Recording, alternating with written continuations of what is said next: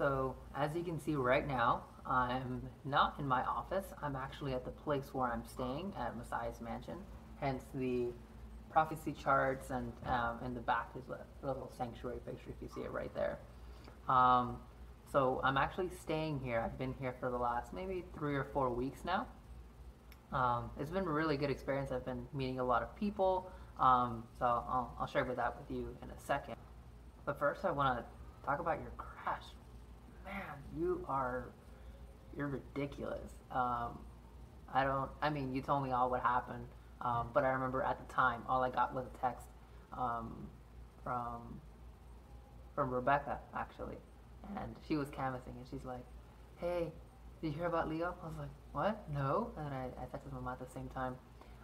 So all three of us were talking about it, and they were like, "Oh yeah, the pastor's already there and all that stuff. You know, it's already all been taken care of." And Rebecca actually like stopped canvassing because she was just like so scared about what happened to you. Um, so I remember like comforting her, and I was like, it's okay, like it's not that bad, nothing happened to him.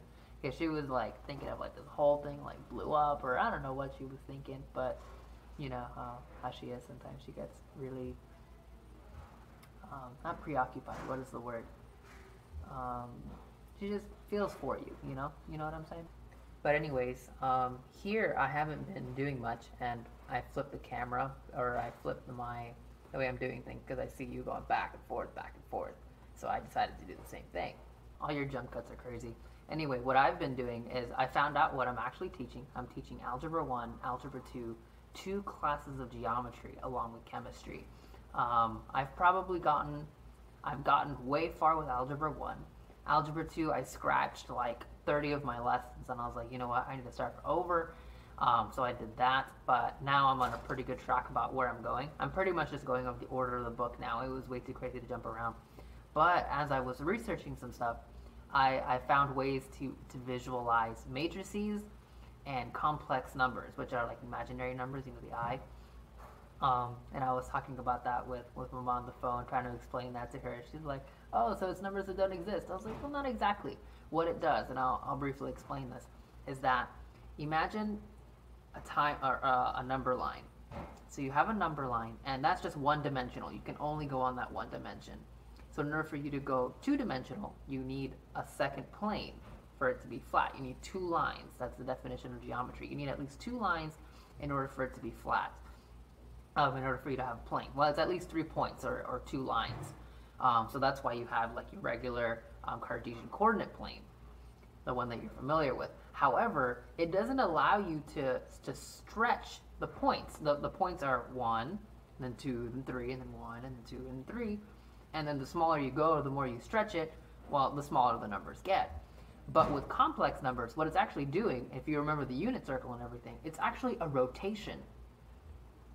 So it's taking a unit circle and a Cartesian plane and putting them together so you can see it at the same time. And what it does is that, if, for example, if you have like from one point to another, like a line segment like that, and it's hard to visualize without the actual paper, but I've seen the video so many times that I'm able to, what you're doing is that if you have one line on a complex plane and one line over here, in order for you to match those 2 lines, you can't. You just have to change the coordinates. However, numbers are not just coordinates. Numbers are 2-dimensional objects, and that's a hard thing to grasp. And I'll leave some links for you for some videos to watch, or for a train of videos. It's actually about a 10 video series of one channel and a 10 video series of another channel, which actually extends to like 3 other footnotes on one and 2 other footnotes on the other. So it ended up being like a few hours of watching. This is about 10 minutes per video. So it'll take you about 250 minutes, which however many hours that is, who knows? Because I don't want to do math right now, but it's about 4 hours. And I've been watching the videos over and over and over again. Now, anyway, complex numbers, they help you rotate at certain angles. And what I was just researching when I was like, oh, wait a second, what? Was to actually do rotation, or Pythagorean triples, and see actual patterns in space. And that is really crazy. All of that in mind, I have been doing well I've made plenty of friends here. The staff are great. Like I said before, they're still great. I get invited for lunch pretty much every single day, and that's pretty awesome. And by the way, it's your birthday. You thought I forgot? I didn't. I knew my video was on Thursday. I knew what I was doing. Happy birthday, man. You're 19.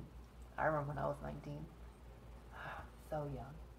Anyway, so I have all my materials ready. I have my ideas. And this afternoon, I'm actually getting ready to make some posters to help decorate my classroom finally.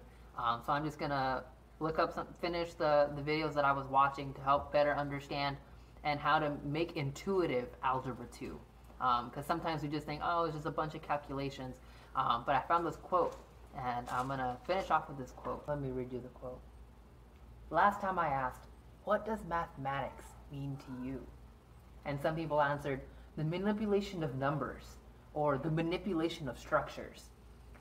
And if I had asked you to say what music means to you, would you have answered the manipulation of notes? See you next week.